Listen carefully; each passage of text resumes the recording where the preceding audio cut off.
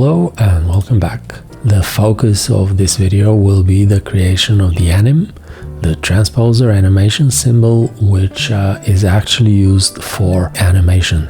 This will be the timeline where we transpose our pose presets that we saved in the ref, if you remember from our last video. This head is the ref symbol. For the moment, the bunny has a ref as his head.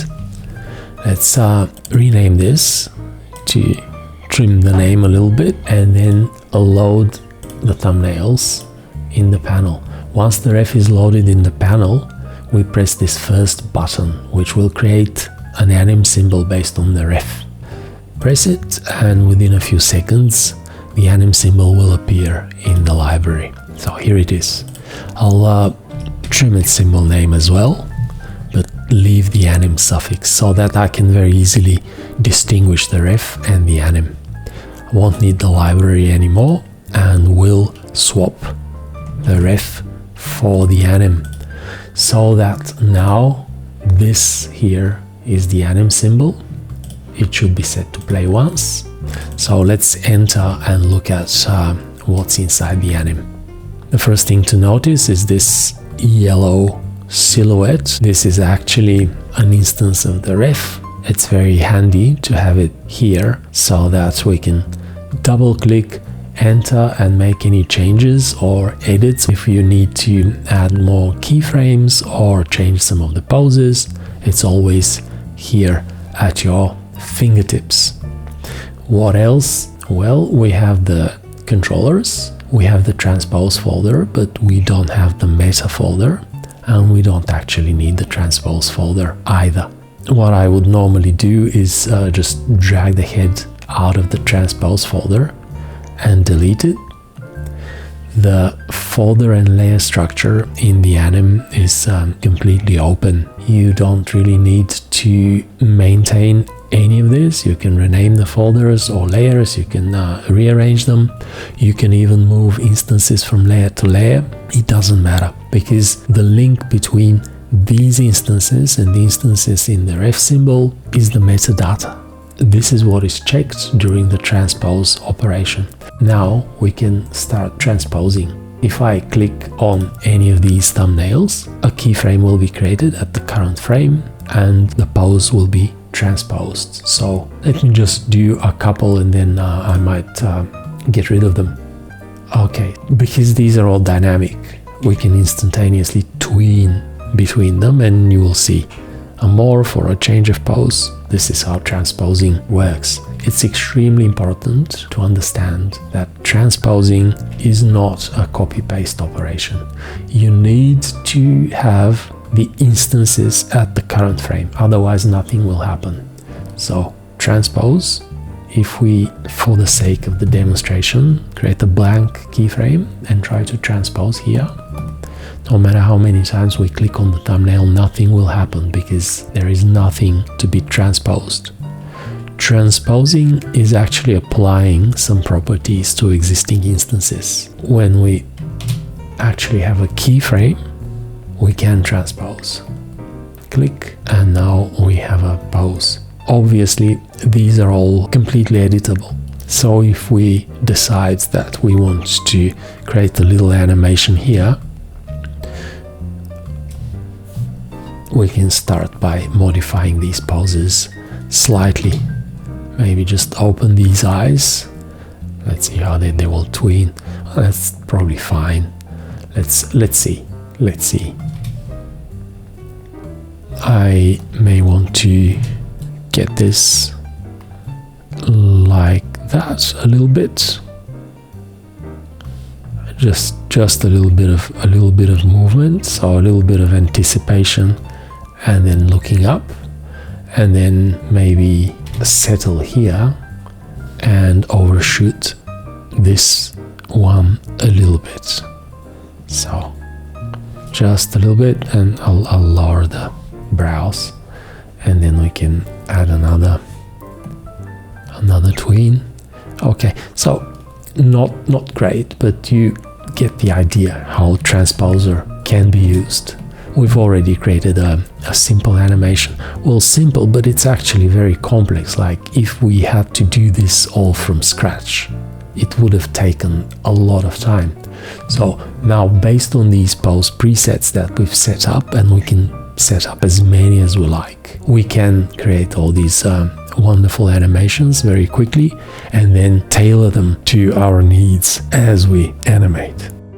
Now, there's another aspect to the animation symbol which I would like to cover. When we create the animation symbol automatically, it is automatically linked to the ref symbol. But there are situations where you might want to have two characters share a timeline, so you might need to manually link an animation symbol to a ref symbol. Let's look at another example here. I'll collapse this, and these two are both ref symbols. So let's load these two in the panel, and the fastest way to merge the two and to be able to transpose would be to create an ANM symbol for one of the refs and then copy and paste the instances from the other one into this one. We can just create an ANM based on the fox. Now it's there in the library, so I can just swap this one for the ANM. This is the ANM. Let me just open the library and just call it ANM, just generic, because there will be two characters in there. Let's just enter this symbol, move away the ref, get rid of the transpose folder. So take everything out and get rid of the transpose folder. Okay, now enter the rabbit symbol. Let's copy the first one. So copy these frames, Control-Alt-C. I'll get rid of this one. I'll get rid of these, because this is now the ANM symbol, and paste the frames that I've copied. Let me just extend. Okay, and now we can try to transpose. So the fox will transpose because this ANM symbol is linked to the fox's ref, but when I click on the rabbit, nothing will happen, even though these instances carry the ref info. This is because this ANM timeline is not linked to this ref symbol.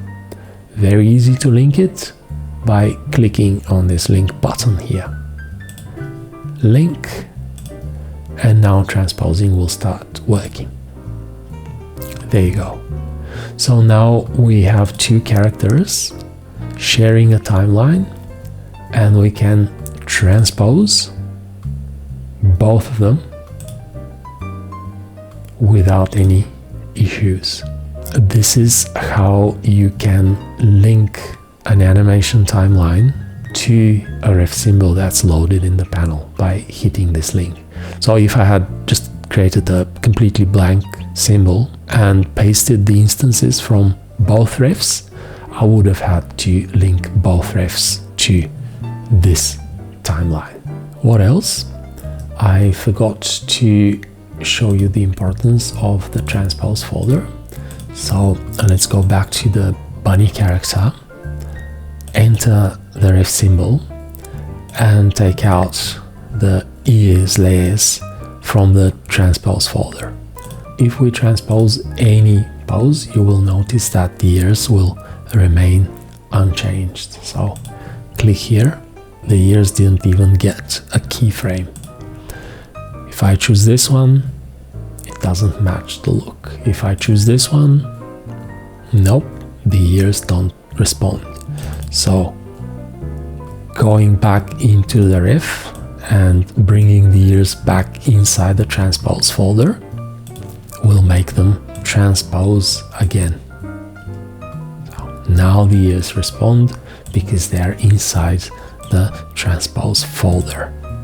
This is it. I hope that this presentation has been useful, and in the next video we will go into some fine-tuning of transposing.